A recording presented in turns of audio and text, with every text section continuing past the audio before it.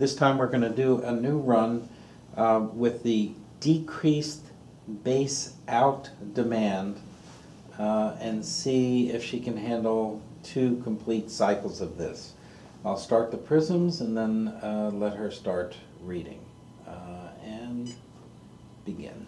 In a nursery where a number of toys lay scattered about, a special object stood on the top of a very high cupboard. It was made of clay in the shape of a pig. On the back of the pig was a slit, and the slit had been enlarged with a knife, so that the silver dollars might slip through. Indeed, there were 2 in the box, besides a number of pennies and other coins. The money pig was stuffed so full that it could no longer rattle, which is the highest state of perfection to which a money pig can rise. There he stood upon the cupboard, looking down upon everything else in the room. He knew very well that he had enough inside him to buy up all the other toys. This gave him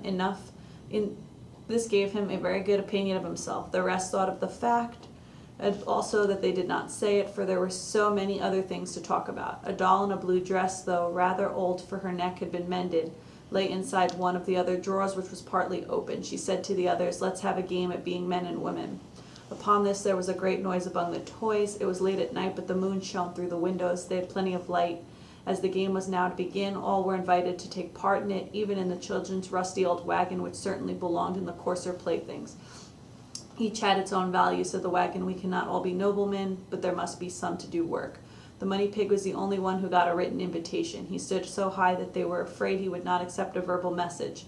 But in his reply he said if he had to take a part, he must enjoy the sport from his own home. He asked them to arrange for him to do so, and they did. The little toy theater was therefore put in such a way that the money pig could look directly into it.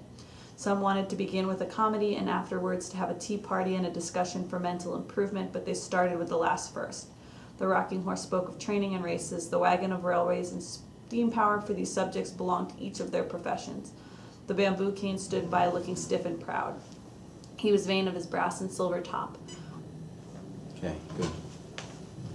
Let's pull that out of the way, and then let me back this out almost like I'm interviewing you. So how was that? It didn't No. you didn't interrupt your reading at all. No, it didn't go double. I mean, there might have been a point where it was a little bit of a blur, which I think kind of caused me to lose one of my lines, but it was much more comfortable in being able to read the entire paragraph without being interrupted. And as a therapy experience, can you comment just on how it felt, or?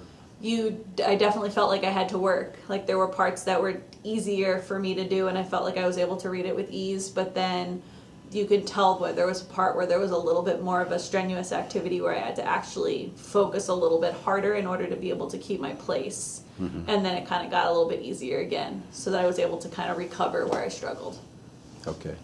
I think it would be interesting for us to look at comprehension then while we're doing this, just to see how you did with this, with the story and that kind of stuff versus a baseline. But yeah, I think it's a good therapeutic experience.